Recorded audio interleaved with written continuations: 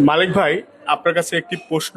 সেটি হলো, আমরা দীর্ঘদিন যাবৎ অনলাইন প্ল্যাটফর্মে সামাজিক যোগাযোগ মাধ্যমে আমি গভর্নমেন্ট এমপ্লয় আপডেট নিউজের অ্যাডমিন, এবং আপনি ভোরের আলোর অ্যাডমিন, এবং আমাদের শিমুল ভাই ভয়েস অফ গভর্নমেন্ট ড্রাইভার্স, আমরা কিন্তু প্রচারণা করে যাই, দীর্ঘদিন ধরে করে যাচ্ছি। কর্মচারীদের বিভিন্ন দাবি দাওয়া নিয়ে আমরাই কিন্তু অনলাইন প্ল্যাটফর্মে দেশে এবং দেশের বাইরে সবাই কিন্তু দেখে।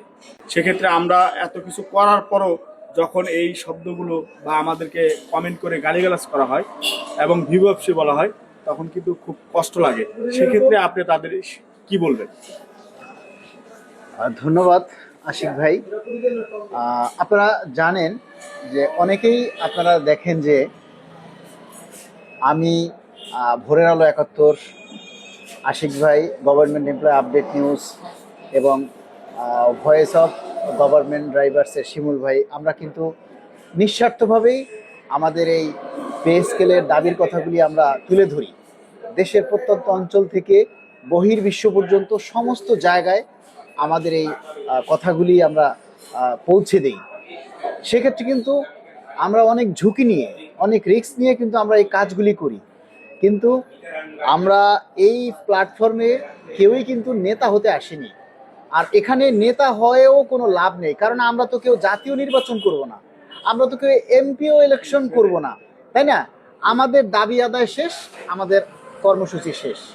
আমাদের এই পে স্কেল বাস্তবায়ন হয়ে গেলে কর্মচারীরা, বেশিরভাগ কর্মচারী আমাদেরকে ভুলে যাবে, চিনবেও না। কিন্তু আমাদের সার্থকতা কোথায় জানেন? আমাদের সার্থকতা হচ্ছে আপনারা আমাদেরকে ভিউ ব্যবসায়ী বলেন, ইউটিউবার বলেন, গালি দেন, বাটপার বলেন, চিটার বলেন, যে যাই বলেন। ওই যে কথায় আছে যে ব্যবহারে বংশের পরিচয়। আপনারা যে যে বংশ হোল্ড করেন সেটা আপনারা আপনাদের ভাষার মাধ্যমে, আপনাদের কথার মাধ্যমে পরিচয় দেন, তাতে আমাদের কিচ্ছু যায় আসে না। কারণ আমরা নিঃস্বার্থভাবে কাজগুলি করি, দাবিগুলি তুলে ধরি। আমার একটা পে স্কেল খুব জরুরি, আমার সন্তানদের লেখাপড়ার জন্য, আমার বাবা মায়ের সুচিকিৎসার জন্য, আমার পরিবারের যে সচ্ছলভাবে তারা যেন চলতে পারে, সেজন্য আমার একটা পে স্কেল খুব জরুরি। এটা সবারই দরকার। যেই পে স্কেলের জন্যই আমরা মূলত আন্দোলন করছি। আমরা কিন্তু কেউ রাজনীতি করার জন্য আন্দোলন করি না, কেউ রাজনৈতিক কর্মসূচিও তো আমরা পালন করি না। কিন্তু আমরা আপনাদের কথাগুলিই তুলে ধরি। আপনারা আপনাদের পরিচয়ের মাধ্যমে, আপনাদের ব্যবহারের মাধ্যমে আপনাদের চরিত্রগুলি তুলে ধরেন। যে আমরা, বিষয়টা হচ্ছে এরকম যে আমরা 30 দিন আপনাদেরকে সেবা দিলাম, যদি একদিন সেবা দিতে না পারি তাহলে ওই 30 দিনের সেবাটা আপনারা ভুলে যান। এটাতে আমরা খুব কষ্ট পাই, খুব খারাপ লাগে যে কাজ করার যে আগ্রহ সেটা আমরা পাই না। আপনারা অনেকেই বলেন যে কর্মসূচি দিতে। ভাই, কর্মসূচি এমন একটা জিনিস যেটা পূর্বে পরে, আগে পিছে, বর্তমান পরিবেশ পরিস্থিতি বিবেচনা করে আমাদেরকে সেই কর্মসূচিগুলি দিতে হয়।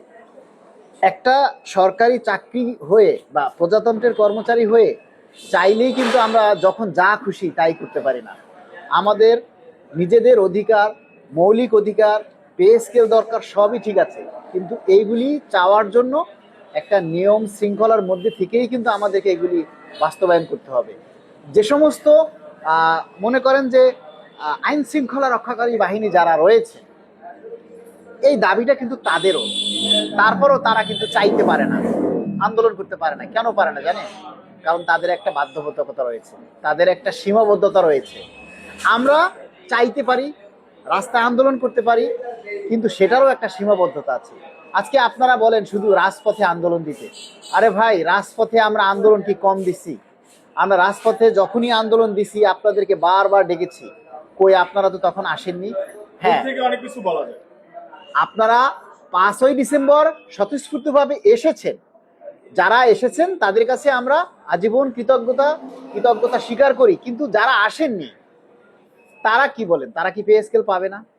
আমাদের 5ই ডিসেম্বর যে কর্মসূচি সেটা ছিল মহাসমাবেশ, মানে আমরা সর্বোচ্চ উপস্থিতি দেখিয়ে সরকারের কাছে একটা মেসেজ দিব যে আমরা ঐক্য আছি, আমাদের দাবিটা জরুরি। হ্যাঁ, এই ক্ষুধা নিবারণের জন্য আমাদের দাবিটা যাতে বাস্তবায়ন হয়।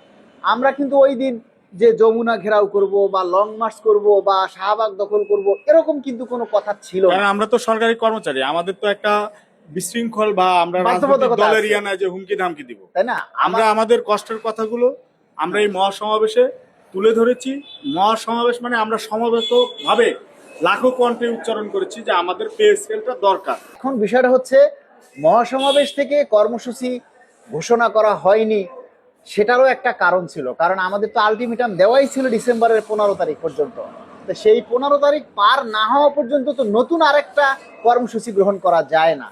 তারপরও আমরা আমাদের যারা নীতি নির্ধারক আছে, শীর্ষস্থানীয় পর্যায়ে যারা নেতৃত্ব দিচ্ছে, তারা চেষ্টা করছে, আমরা এখনো চেষ্টা করছি যে আলাপ আলোচনার মাধ্যমে, সমঝোতার মাধ্যমে আমাদের দাবিটা বাস্তবায়ন করা যায় কিনা। আপনারা জানেন যে অর্থ উপদেষ্টা মহোদয়ের সাক্ষাতের জন্য আমরা অনেক চেষ্টা করছি, চেষ্টা চালানো হচ্ছে দাবি আদায় ঐক্য পরিষদের পক্ষ থেকে, কিন্তু আমরা সেটা পাইনি।